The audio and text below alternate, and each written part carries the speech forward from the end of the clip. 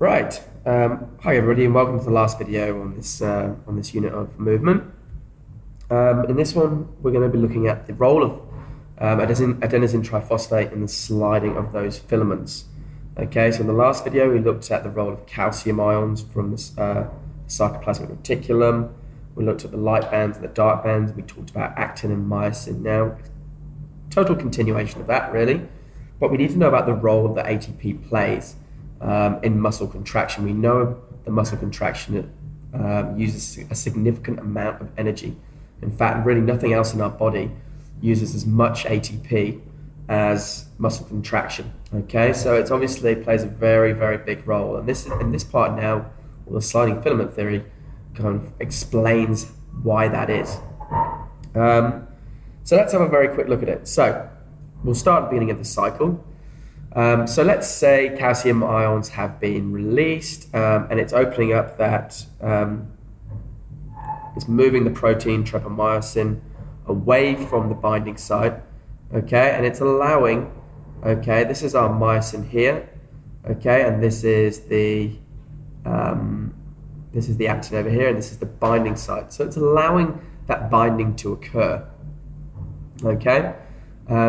So those heads are attached. Now in the second part of the cycle, okay, this is where we first encounter ATP. So what the ATP does is it's binding to the myosin head and causes the bond to break between here and between the actin and between the myosin. Okay, and so that cross bridge is kind of broken or detached at this point in time.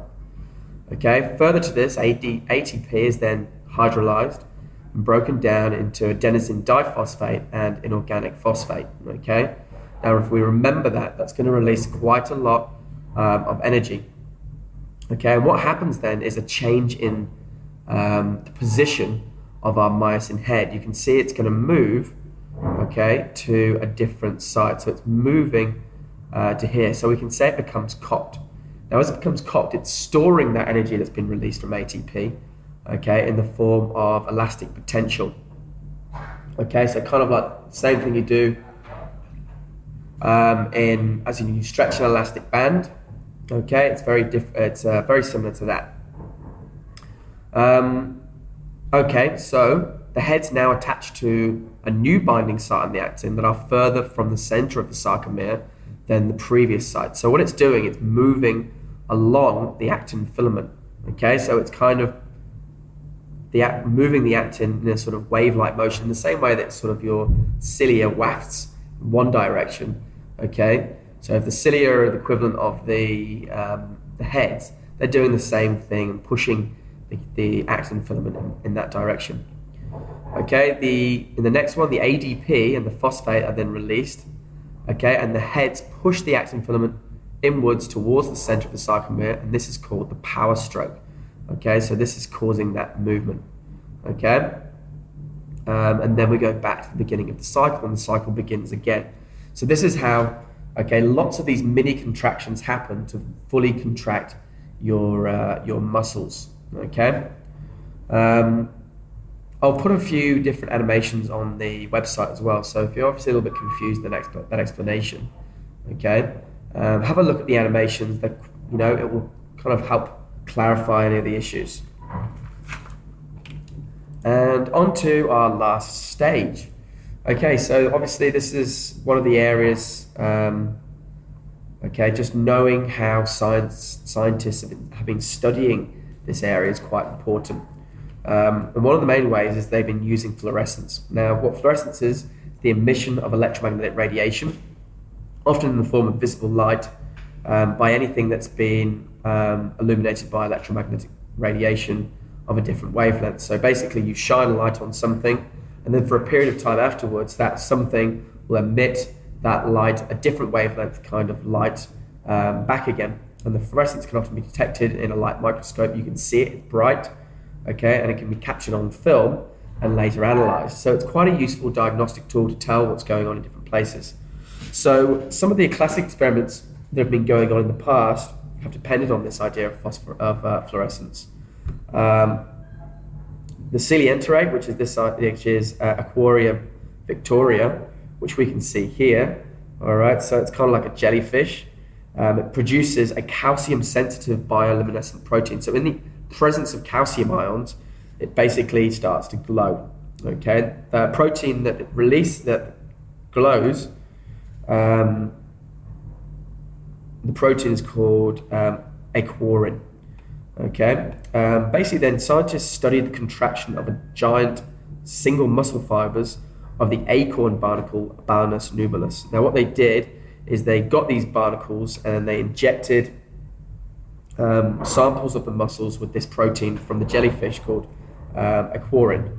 When the muscles were stimulated to contract in the study, initially there was a strong bioluminescence, okay, as the psychoplasmic reticulum released all those calcium ions, okay, in response to a action potential. So the light intensity then began to decrease immediately afterwards, because the stimulus obviously was dying down, and those calcium ions were being reabsorbed back into the psychoplasmic reticulum. In a slightly separate experiment, researchers cut apart an organism called Nitella axillaris. And the cells of this organism are quite unique in that they have a network of actin filaments underlying their membranes. So researchers attached fluorescent dye, which is what we can see here in this image here, to the myosin heads. Okay, so what that sort of enabled to happen, the relative position of the myosin head could be traced along the actin filament. And what it kind of showed, or what it sort of proved, was that this kind of process was dependent on ATP. Okay, that sort of myosin actin interaction, okay, was dependent on ATP. Now what we can see in the graph here, it shows the velocity of myosin molecules as a function of ATP concentration. So where there's higher ATP concentration, initially obviously you can see that the filament velocity is much faster, so the movement of myosin along actin is faster at lower concentrations. At above 100, okay, that starts to, as ATP concentration increases, there's less of a change in the velocity until eventually sort of past around 150 to 200. Okay, it becomes a logarithmic scale. Look up here.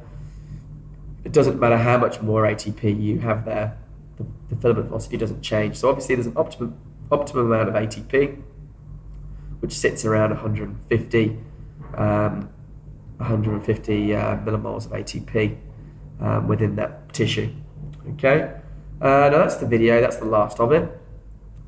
You're going to have questions. Please record your questions, bring them to class, we talk about them. Okay, thanks guys.